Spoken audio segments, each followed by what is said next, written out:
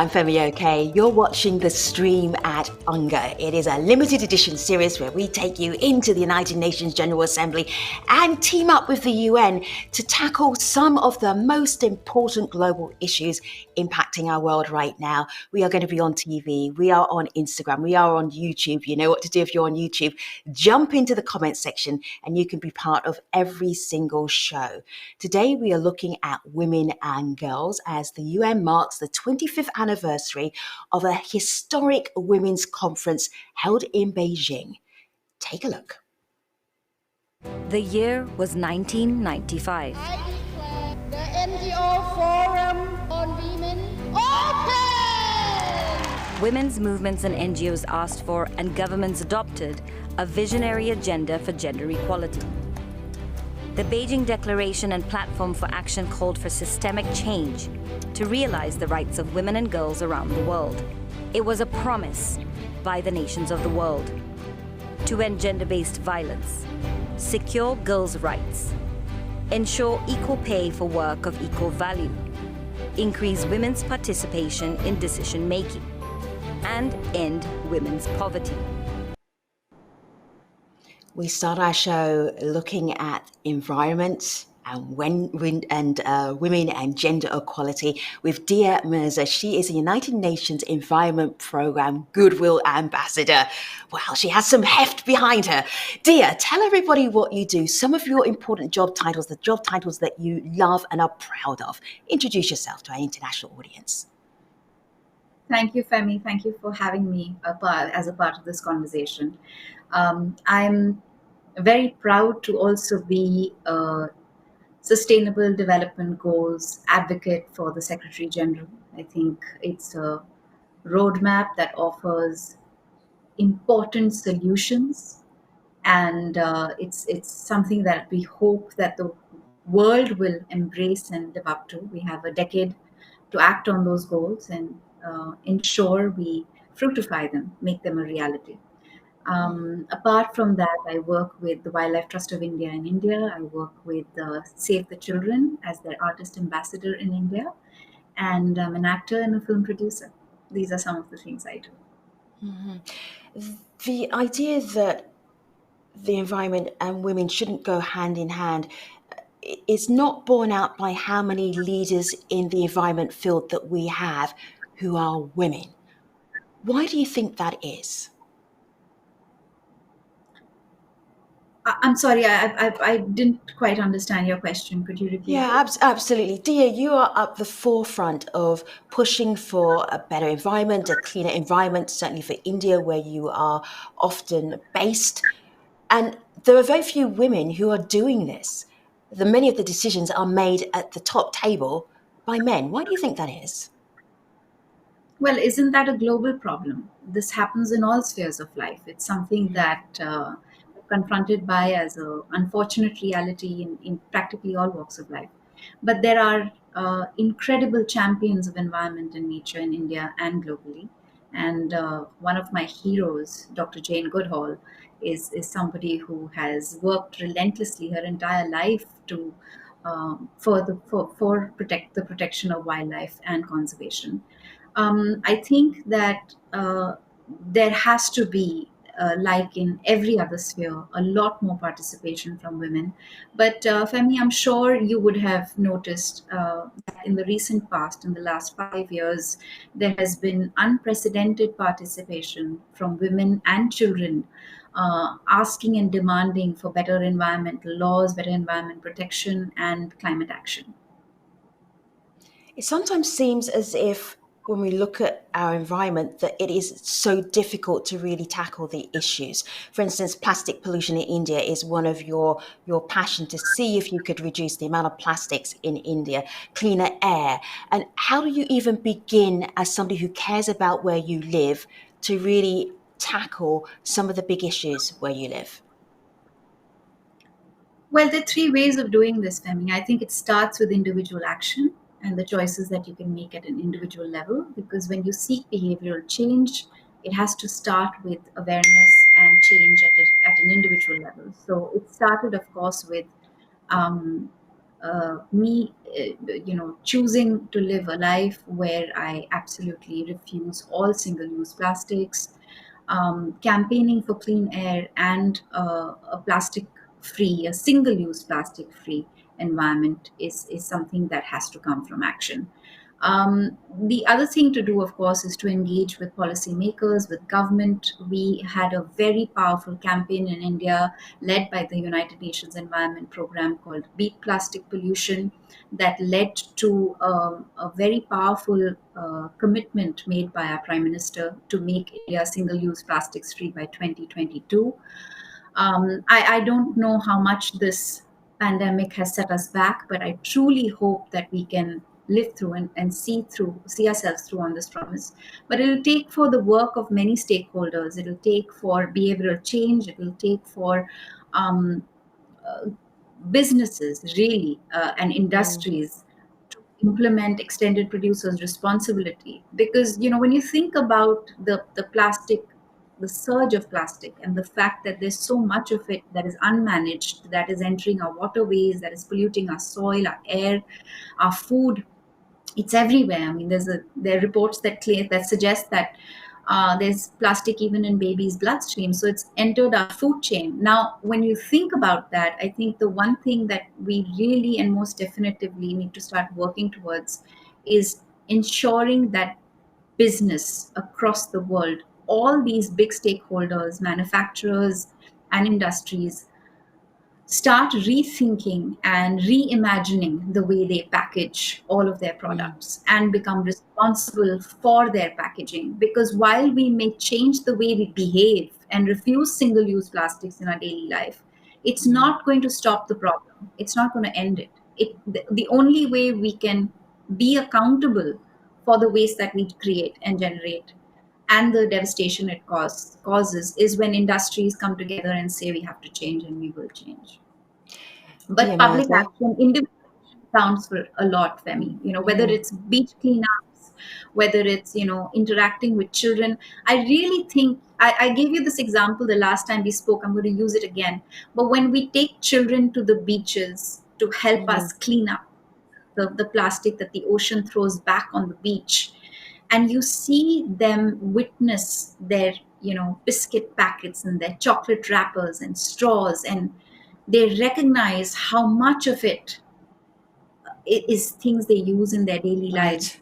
When they Yeah. go back home, it makes them see the plastic and therefore stop using it. It makes a big difference.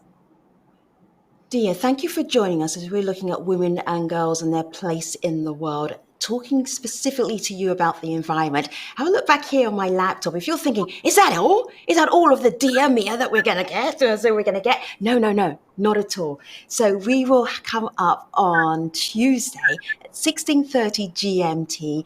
The Instagram live guest on the ajstream Instagram account is Dia Mirza. So you'll be able to have a conversation with her. If you cannot make it at that exact time, you can see it at the ajstream account anytime on the IGTV button. Dia Mirza, thank you very much for now. Appreciate you. We go from one incredibly talented actress and environmentalist to another one. Let me take you back to the United Nations in 2019 when Angelina Jolie addressed the room. Have a listen. Around the world, there are countless examples of women rising, taking leadership, taking their destiny into their own hands, inspiring us all. But women and girls are still the majority of the victims of war. They are over half of all refugees and the vast majority of the victims of rape and other sexual and gender-based violence. Women are at the absolute epicenter of modern conflict in the worst possible sense. I'm going to talk now about women and girls, education and refugees, two perfect people to do that. Hello, Mary, and hello, Filippo. Mary, introduce yourself and try not to intimidate Filippo. Go ahead. Oh, Felipe, you wish. Okay. I am Mary. I am a student. I am a teacher, a refugee student from South Sudan, currently in the United States. I'm also the UNHCR high profile supporter. And I'm also a mentor to my siblings, to my family, and to my camp that I came from, the Kakuma refugee camp. I'm I not think I sure will not that. intimidate you Yeah, more. I'm not sure that Filippo even wants to be on the same segment with you, but we will try. Filippo, introduce yourself to the world. How can this not be intimidating? I mean, such a CV would intimidate a head of state. So I am.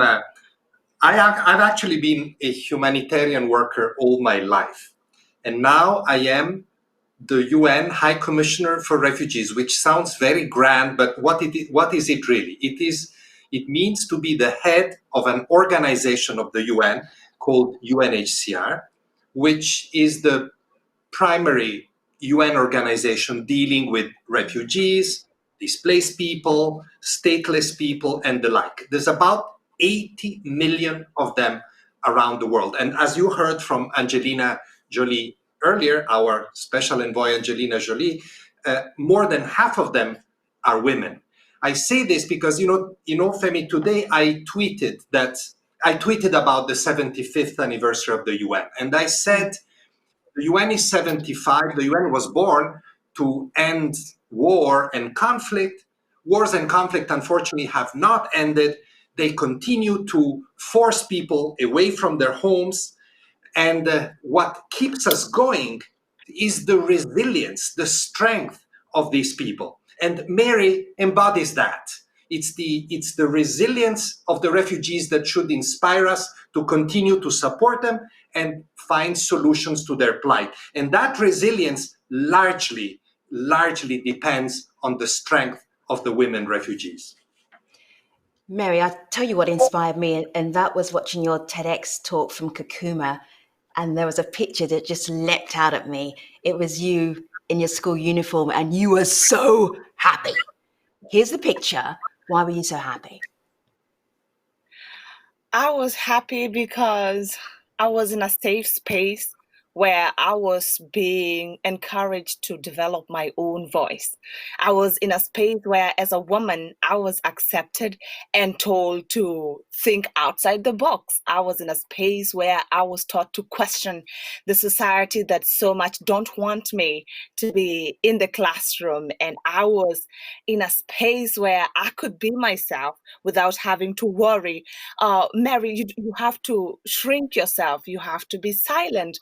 You're a refugee. I was in a space where I was reminded I was a student that could become anything with the resources that I had been given. There's something that's really important right now, and I know that you're a big advocate for refugees because you were a refugee. And so when we look at refugees around the world and we look at women and girls in particular, and then the global pandemic we're in, what gives you pause? What concerns you about how they will be faring right now? COVID-19 makes me concerned because prior to COVID-19, women, especially refugee women, struggle to be in a safe space. With COVID-19 coming in as an extra layer to the uncertainties that women face, or refugee women face, I'm imagining or I'm seeing women undoing all the hard work that has been placed to put them or to elevate their voices. I'm seeing women giving out their children for marriage because they are stuck. As refugees, we are already in spaces where we are stuck. But with COVID-19 coming in, and for example, a country like Kenya canceling the school year, women are in vulnerable spaces to sex and gender-based violence. They're in spaces where they feel like poverty is literally controlling their lives, and they need to overcome that. For girl children, it is literally now the time where parents feel like, okay, I need to marry you off in order to survive. And girls are having to make the choice of either saving their parents by getting married to men that they often don't know, or having to wait in poverty until COVID like reduces and them going back to school. I'm worried that all the hard work that has been placed in by the education sector is going to be just averted. I don't know if that's English, but it's going to be like just cancelled out all of a sudden. And I fear for our girls. Philippa, I want to put this question to you. It comes from Divya, who is on YouTube watching right now. Thank you so much. Appreciate you. Divya says, it's sad to see the conditions of refugees and especially girl children and women. What suggestions do you have? You're the right person to have the suggestions. Go ahead. Well, let me say first that I agree so much with what Mary said, because the pandemic, the coronavirus, has had and will have a devastating impact on people on the move, refugees, displaced, also migrants, especially in the economic and social sphere. Most of these people, as Mary described, depend on jobs, often flimsy, precarious, short-term jobs that are the first ones to disappear in lockdowns. So poverty, which will come, unfortunately, for many people around the world because of COVID-19, will come faster, has already come for millions of refugees. I was in Lebanon a few days ago, a country where 1 person in 4 is a refugee, mostly Syrian or Palestinian. And I was with refugee parents and children where the parents told me with tears in their eyes that they couldn't send their children to schools anymore because they had to send their children to work. Otherwise, they would simply become so poor that they couldn't survive anymore. So I think that what we need to do to respond to the question is ensure, and this is very important, ensure that refugee populations, displaced populations are included in these huge rescue packages that the world is putting together to salvage fragile economies. Most refugees, let's not forget that, because we always have the impression in the rich world that this is where the refugee problem is. No, the refugee problem, 90%, is in poor countries, in middle income countries. A lot of money is being mobilized to rescue those economies. Let's make sure that those packages include the refugees, otherwise they will be even more marginalized and at risk. Filippo and Mary, you make a great tag team together. We really appreciate you being on the stream at UNGA today. One of the best things I have seen this week, one of the best things I've seen this year is Mary Maker's TED Talk. Over 1 million people think the same thing. Do go and look it up and look out for it. Mary and Filippo, thank you so much. We appreciate you. We are marking the 25th anniversary of a very famous women's conference in Beijing. It happened back in 1995. If there's one moment that you will remember, one moment you may well have seen in pop culture, it was Hillary Clinton taking to the podium and making this speech. Have a listen. I believe that now, on the eve of a new millennium, it is time to break the silence. It is time for us to say here in Beijing, and for the world to hear, that it is no longer acceptable to discuss women's rights as separate from human rights. Can't think of a better person to round up our show and really give us perspective than the Executive Director of UN Women, Phumzile Mlambo Nguka. Thank you. Welcome back to the stream. It's always a pleasure having you. We have some pushback online. People are very upset that we're talking about women and girls. And they're actually saying, well, it's not a competition. Dark Farad says, is this a competition now? How will you know when something as abstract as being equal actually looks like? How do we know if we got gender equality? 25 years after that very famous women's conference, Phumzile, what would you say back to the cynic in YouTube? Yeah, thank you so much. Actually, one way of making sure that people know that we're not having a competition. We actually are concerned with boy children and men, but the truth is there is more violence against women in the world. And there is men's violence against women. 1 out of every 3 in the world lives with violence. And that was one of the promises in Beijing. There are more women who live in extreme poverty. And one of our greatest fears after COVID is that in 2021, especially women between the ages of 25 and 35, will be the majority of the extreme poor, and the majority of them will be women. For every 100 men who will be extremely poor, there will be 118 women. So really, we're just dealing with data. If there are areas where men are more severely affected, definitely we have to focus on that. But right now, Right. we actually are dealing with a crisis in women. Girls are the only people who are forced to marry older men. They are the only ones because they are girls who are genitally mutilated. And women are the only ones who are not paid for their labor in the same way as their counterparts who are males, which is just making it work for everybody, not competing. I want to play you a video comment from Zara, who's thinking about this anniversary since Beijing, the Beijing Women's Conference. This is what Zara has to say to you. Let's have a listen. This year is another reminder that we have a long way to go in ensuring that global justice and gender equality are achieved for every last sister to benefit from. Let us remember that we inherently live within a society that tells females that it is a privilege to utilize your voice. It is now time to pass the microphone onto our sisters that have been voiceless during the fight for gender equality. I'm just wondering, that was such an amazing conference 25 years ago. But what has happened in the interim? Should we be celebrating, or should we be saying we should be further along in 2020 than we are right now?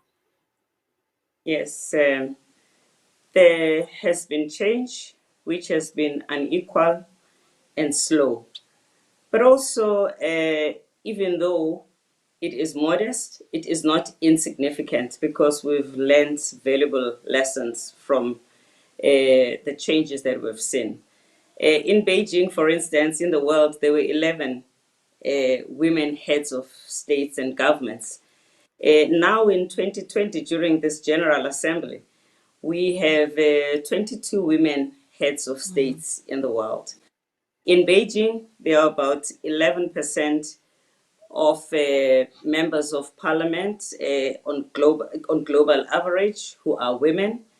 Now we have around 25%. So 75% of the laws that are made in the world everywhere, in the majority, are made by men for all of us. And in Beijing, also there were hardly any countries that have gender-specific laws. Right now, we have 131 countries that have passed laws to address gender equality, 25 countries that have amended constitutions in order to provide for equality. So as you can see, there has been some progress. It is meaningful, but it is not adequate. It is not fast enough. And implementation tends to be difficult because the investment and resources available to do women's work tend to be very limited. I want to bring one more voice into our conversation, Edie, and this is Annika, looking ahead to the future. Let's have a listen. The most important issue for us in the Beijing 1995 declaration and in commemorating generation equality is to ensure that young women are represented in all levels of government and decision making. This is in elections, appointments, boards, and commissions. We have to ensure that we are at the table of policy formulation in the context of building back better after COVID-19. I love Annika's energy. She's kind of raising us up, saying, this is what we can do. But Pumzile, you sounded weary just then, when you were listing the facts which show that women are not equal, equality is not here, in a sentence, what should we be doing about that? In a sentence. Well, we should actually be building on the lessons learned. Women like Annika provides us with a new energy.